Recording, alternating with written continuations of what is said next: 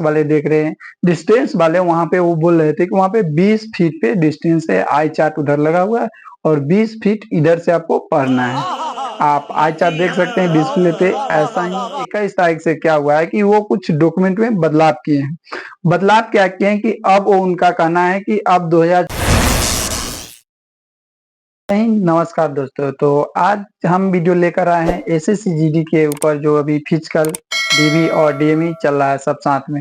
सबसे ज्यादा डाउट है अभी सर्टिफिकेट डॉक्यूमेंट को लेकर कि ओबीसी या एससी एसटी में अब जो क्या है कि डॉक्यूमेंट में कुछ बदलाव आए हैं। उसमें पुराना लग रहा है, नया ले रहे हैं, 2024 का ले रहे हैं या फिर 2022, 23 या 21 किस डेट का अब ले रहे हैं।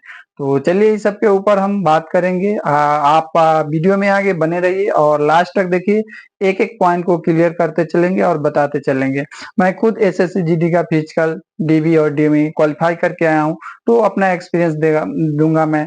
मेरा सीआरपी कैंप झपा मुजफ्फरपुर में था, तो वहाँ के एक एक पॉइंट के बारे में हम नॉलेज लेकर आए हैं और आप सभी को बताते हैं कि वहाँ कैसे क्या चल रहा है, डॉक्यूमेंट में नया ले रहे हैं या फिर पुराने वाला ले रहे हैं। तो चलिए एक एक पॉइंट पे आपको बात करके और हम आपको बताते हैं कि क्या चल रहा है। सबसे पहले अगर हम बात कर लेते हैं कि वहाँ एंट्री कब से हो रहा है और कब तक क्या आउट। देखिए सीआरपीएफ झपा मुजफ्फरपुर में क्या है कि आपको 4 सवा 4 तक मॉर्निंग में एंट्री करने का स्टार्टिंग हो जा रहा है। 4:30 से आपको वहां पे एंट्री करवाया जा रहा है। सबसे पहले आपको गेट के बाहर ही लाइन में बैठाया जाएगा और उनके पास एक लिस्ट है, उसमें सबका रोल नंबर और नाम दिए हुए हैं। तो वो अपने अनुसार जो उनका पहले से ही बन चुका है लिस्ट, उसके अनुसार सिलेरी नंबर से आपको यही गेट में ही इन अंदर करवा ले रहे हैं। आप वहां पे नाम बोलेंगे, रोल नंबर बोलेंगे और आपको अंदर कर लेंगे। यहाँ से जब सबका एंट्री हो जाता है तो आगे चल के आपको आगे ले जाएंगे कैंप में। वहां पे आपको बैठाएंगे और एक फॉर्म देंगे। फॉर्म फिल करने के बाद आपका सबसे पहले हाइट लिया जाएगा और उसके बाद चेस्ट लेंगे और फिर वेट करेंगे। सबसे ज्यादा वहां पे डाउट हो रहा है कि क्या चेस्ट में लोग बाहर हो रहे थे। देखिए झपा सीआरपीएफ कैंप मुजफ्फरपुर चेस्ट में काफी सारा आपको मौका दे रहे हैं कि आप कैसे भी उनको 80 से और फुलाने के बाद 85 हो जाए, तो वो 80 से 85 हो जाए। आपको 2 दिन जितना आप अगर मांग रहे हैं उतना मौका आपको देंगे कि आप कैसे भी पूरा दो। तो यहाँ तक आपको ले लेंगे। उसके बाद आपको क्या बोलते हैं, फॉर्म फिल करवा के और बोलेंगे कि आप अपना ड्रेस खोल दो, कपड़ा उपड़ा खोल दो, अब रनिंग के लिए चलना है। और वहां पे आपको रनिंग शुरू लगभग रोज 7:30 और 8 के बीच में रनिंग स्टार्ट हो जा रहा है। हम लोग का भी रनिंग हुआ था तो 7:55 में स्टार्ट हो रहे थे। तो वहां पे आपको कपड़ा उपड़ा खोल के और आपको चेस्ट नंबर दे दिया जाएगा और उसी चेस्ट नंबर के हिसाब से सीरियली आपको 1 2 3 ऐसे ऐसे करके बैठा देंगे। आपको जब रनिंग रोड पे ले जाएंगे तो वहां पे ये नहीं है कि आप 1 नंबर में हो तो 1 नंबर पे बैठो, 2 नंबर में हो तो 2 नंबर पे बैठो। अगर आप थोड़ा सा ये कर रहे हैं कि नहीं हमको आगे लगना है तो आप जा सकते हैं वहां पे, थोड़ा बहुत ये बच्चों को आगे पीछे करके आप वहां पे बैठ सकते हैं, वहां कोई दिक्कत नहीं है। उसके बाद आपका रनिंग स्टार्ट हो जाएगा और रनिंग आपका रोड पे हो रहा है। रोड थोड़ा सा मतलब 5 से 800 मीटर तक रेगुलर जो है रोड टूटा हुआ है। वहां पे थोड़ा अगर कोई खाली पैर में रनिंग करते हैं तो वहां पे उसको दिक्कत हो रहा है, लेकिन वही आप शूज में है तो आपको कोई प्रॉब्लम नहीं होगा, आसानी से दौड़ लीजिएगा।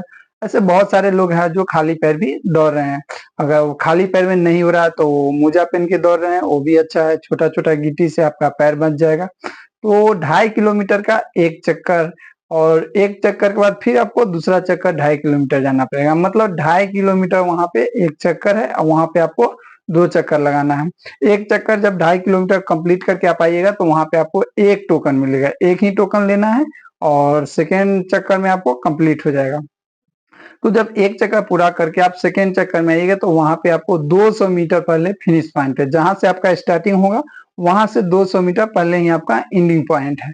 और उससे 200 मीटर खड़ा पे एक आपको वहां पे मेजर मिलेंगे, वो ऐसे पोस्टर में दिखाते रहेंगे कि यहाँ से आपका 200 मीटर बचा हुआ है। अब आप अपना स्टेमिना लगाइए, जो पावर है यहाँ से आप फिनिश कर सकते हैं अगर आपके पास स्टेमिना बचा हुआ है। तो 200 मीटर पहले एक पोस्टर आप दिखा रहे हैं, वहां से आप देखिएगा तो आपको अंदर आसानी से पता चल जाएगा। और 2 चक्कर लगाना है, लास्ट में आपका वही 2 चक्कर कंप्लीट होगा और आपका चेस्ट नंबर और जो टोकन मिलेगा उसी वक्त आपको ले रहे हैं। चेस्ट नंबर उधर रख देंगे और टोकन ले लेंगे। उसके बाद एक पोस्टर है क्वालिफाई का, वहां पे आप जाके फोटो ले लेंगे और फिर आपको अंदर थोड़ी देर बैठने दिया जाएगा। जो डिस्क्वालीफाई हो रहे हैं, रनिंग में फेल हो रहे हैं, उनका भी एक पोस्टर लगा हुआ है, वहां पे वो ये पिक ले रहे हैं। और जब आपका रनिंग खत्म हो जाएगा तो अंदर जाके आपको 10, 15 या 20 मिनट, आधा घंटा ऐसे आपको रेस्ट देंगे। रेस्ट करने के बाद फिर से आपको एक इतना मोटा सा फॉर्म फिल करने के लिए, जिसमें 7 या 8 पेज रहता है, उसमें आपको फिल करना होगा। फॉर्म भरवाने के बाद आपको साइन मोहर करवा के आपको छोड़ देंगे। मतलब लगभग ये 10 से 11 बजे तक इतना काम हो जाएगा आपका। उसके बाद आपको बोलेंगे कि आप खाना वाना खा लो, अपना नाश्ता वास्ता कर लो। अंदर में कैंटीन है, वहां पे आपको राजमा चावल, पकौड़ा, ये सब बिस्किट उस्किट मिल जा रहा है आसानी से। तो वहां पे आपको रेस्ट होगा। रेस्ट होने के बाद 2-3 बजे से वो डॉक्यूमेंट वेरिफिकेशन के लिए बुला रहे हैं।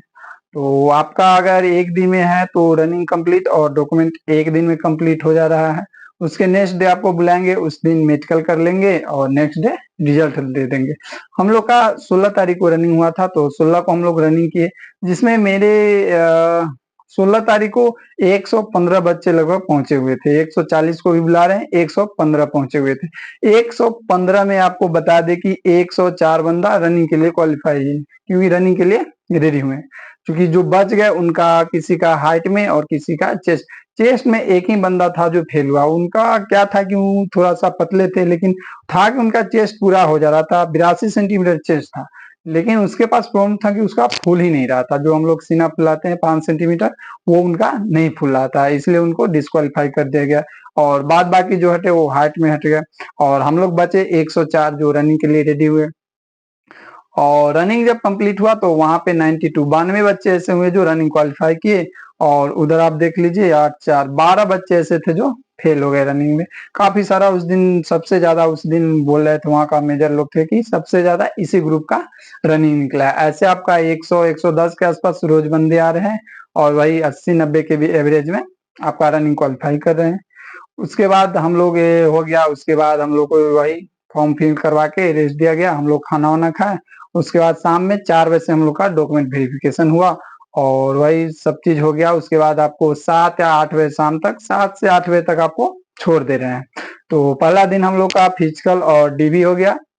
उसके नेक्स्ट दिन बुलाए, और नेक्स्ट दिन में आपका पहले जो मेरे ग्रुप पे था उन लोगों का कुछ डॉक्यूमेंट बचा हुआ था, तो उन लोगों का डॉक्यूमेंट किए, और हम लोग का यूरिन, ब्लड और चेस्ट का एक्सरे लिए और छोड़ दिए। उस दिन मेडिकल नहीं हुआ। फिर 18 को क्या था कि छुट्टी था। फिर 19 को हम लोग का बुलाए, और सभी लोग का, हम लोग का जितने थे उस लोग का मेडिकल हुआ। और फिर आपको 20 का छुट्टी था। फिर 21 का हम लोग का फाइनल हुआ जाके। तो 16 का रनिंग हुआ और 21 का फाइनल थे। 5 दिन हम लोग को मतलब ऐसे नॉर्मल लग गया। वहीं पे अगर आपको री मेडिकल मिलता है तो उसमें आपको 5-6 दिन और एक्स्ट्रा लग जाते हैं। तो अच्छे से अपना तैयारी होके जाइएगा। वहां पे लगभग आपको 1 सप्ताह लग ही जाना है। तो चलिए बात कर लेते हैं कि हम लोग जो क्या बोलते हैं 92 रनिंग क्वालिफाई किए थे, सब क्या सब मेडिकल में पहुंचे? नहीं, सब मेडिकल तक नहीं पहुंचे। कुछ लोग का हुआ कि 1-2 लड़के ऐसे थे जो डॉक्यूमेंट में बाहर हो गए, और कुछ लड़का टाइम ले लिए। और हम लोग मेडिकल तक जाते जाते सिर्फ 80 बच्चे पहुंचे थे। 80 में जब फाइनल हुआ तो आपको बता दे कि 80 में 49 बच्चे को मेडिकल फिट किया गया, और 31 बच्चे को री मेडिकल दिया गया। चलिए हम बात कर लेते हैं थोड़ा सा डॉक्यूमेंट के ऊपर। बहुत सारा डाउट है कि या कि डॉक्यूमेंट कब का ले रहे हैं। तो देखिए हम लोग जो थे 16, 17, 18, 19 तक जो सेशन चला है, और 19 के साथ सैटरडे था। हाँ सैटरडे था। तो वहां तक जो ओबीसी ले रहे हैं वो क्रूशियल डेट का ले रहे हैं। जपहा में क्या है कि आपका 2024 का नहीं ले रहे हैं। आप अगर 2023 का क्रूशियल डेट का है तो बिल्कुल सही है। नहीं है तो जपहा में आपका 2020 तक ओबीसी ले रहे हैं। ये क्लियर है कि वहां पे पुराना 2020 तक ओबीसी ले रहे हैं। अगर आपके पास नहीं है, पुराना नहीं है, 2024 का है, तो आपको एक फॉर्म फिल करवा रहे हैं और जनरल में डाल दे रहे हैं। वहां पे टाइम अब नहीं दिया जा रहा है। डायरेक्ट आपको फॉर्म फिल करवाएंगे और बोलेंगे कि आप ओबीसी से जनरल में चले जाओ, और जनरल में डाल दे रहे हैं। लेकिन सोमवार से 21 तारीख से क्या हुआ है कि वो कुछ डॉक्यूमेंट में बदलाव किए हैं। बदलाव क्या किए हैं कि अब वो उनका कहना है कि अब 2024 का भी मैं एक्सेप्ट कर लूंगा, और 2024 का ओबीसी नया वाला वो ले रहे हैं। आप 2024 नए वाले ओबीसी के साथ आप जो अनक्षर 7 है जो एसएससी के फॉर्म में है वो आप भरवा के एसडीओ तक बनवा के आप दे सकते हैं। तो दोनों लगा के आपको ओबीसी में डाल दिया जा रहा है। अभी तक ऐसा नहीं था, लेकिन 21 तारीख से नया कुछ बदलाव हुआ है। हालांकि हम लोग का ग्रुप का एक बंदा था जो क्वेश्चन किया कि सर जो पहले था ओबीसी लिए हैं उसको जनरल में डाल दिए हैं, जिनके पास क्रूशियल डेट का नहीं है उन लोगों का क्या होगा। तो वहां के जो मेजर थे या फील्ड मास्टर उसको जो कर्नल थे उन्होंने बताया कि देखिए अभी तक हम जो ले रहे थे वह ओबीसी ले रहे थे, वो 2023 के पहले का ले रहे थे, क्योंकि एसएससी के नोटिस में ऐसा है। अब हम इसलिए ले रहे हैं कि हम खुद अपना से यहाँ झपा के बोले कि खुद अपना से एसएससी के दिल्ली में जो हेडक्वार्टर है और क्या है वहां पे एक एप्लीकेशन दायर किए हैं कि हम 2024 का ले रहे हैं और हम ले रहे हैं। वहां से भी कोई रिप्लाई नहीं आया, लेकिन वहां से जैसे रिप्लाई आएगा कि हाँ आप 2024 का एक्सेप्ट कर लो, तो हम सबको 2024 के अनुसार ओबीसी में डाल देंगे। अगर वहां से आया कि नहीं 2024 का नहीं लेना है, क्रूशियल डेट का ही लेना है, तो फिर सबको हम जनरल में ही करेंगे, ऐसा उन्होंने बताया। तो आपके पास अगर 2024 का है तो टेंशन नहीं लीजिए, लेकर जाइए। अगर आपके पास क्रूशियल डेट का है, मतलब 2022, 23 या 21 का भी है, तो आप डॉक्यूमेंट वहां लेकर जाइए, आप क्वालिफाई कर जाइएगा। अगर आपके पास नहीं है, सिर्फ 2024 का है, तो आप लेकर जाइए और अनेक्सर भी बनवा लीजिए। इससे होगा कि आपको लगभग ओबीसी में अभी डाल दिया जा रहा है। वही अगर बात कर लिया है कि एससी एसटी का क्या सर्टिफिकेट है, तो देखिए एससी एसटी का भी यही है। कल से शायद एससी एसटी का भी रनिंग चालू है, तो वहां पे भी अभी क्रूशियल डेट का ही ले रहे हैं, 2023 का और 2022 का, 2021 का ऐसा ले रहे हैं। वहां पे भी अभी मतलब क्या बोले 2024 का एससी एसटी का नहीं ले रहे हैं। हो सकता है आगे ओबीसी के जैसा करे कि 2024 का लेने लगे। तो आप लोग कोशिश कीजिएगा कि 2023 का ही लेकर जाए क्रूशियल डेट का एससी एसटी वाले। बात कर लेते हैं कि डॉक्यूमेंट में क्या क्या। तो देखिए वहां पे कैंप के पास में आपको जहाँ कैंटीन में बैठने को मिलेगा, वहां पे पोस्टर साट के और लिख के वहां पे क्या बोलते हैं सीआरपी वाले ने चिपका रखा है, जो आप देखिए यहाँ पे डिस्प्ले पे आपको शो हो रहा होगा। इसमें आपका कुछ नहीं है, 10th का मार्कशीट और 10th का ओरिजिनल सर्टिफिकेट जो 3 साल पे आता है। अगर आप हायर एजुकेशन दे सकते हैं, जैसे 12th हो गया, ग्रेजुएशन हो गया, तो वो आप लगा सकते हैं। तो आपका 12th का मार्कशीट हो जाएगा, 12th का ओरिजिनल सर्टिफिकेट हो जाएगा। मतलब आपका जो बोर्ड का एग्जाम है, जैसे 10th हो गया, 12th हो गया, ग्रेजुएशन, सिर्फ दो इनका डॉक्यूमेंट लग रहा है, मार्कशीट और सर्टिफिकेट। उसके बाद तीसरा आपको ले रहे हैं ओबीसी। ओबीसी क्या है आपको बता ही दिए कि क्रूशियल डेट का है तो चलेगा, और अभी क्या है कि 2024 वाला भी ले रहे हैं। उसके बाद आपका निवास, निवास नया पुरान चल जा रहा है। उसके बाद एक आपका आधार कार्ड का जीरोक्स लगेगा, और आपके पास अगर एक्स्ट्रा एनसीसी है या एज में छूट के लिए है या हाइट में छूट के लिए कोई सर्टिफिकेट आपकी तरफ से बन रहा है, तो आप वो लेके जाए जैसे। लेकिन मोस्ट जो है यही 4-5 है, 10th का मार्कशीट, सर्टिफिकेट, ओबीसी, निवास और आधार।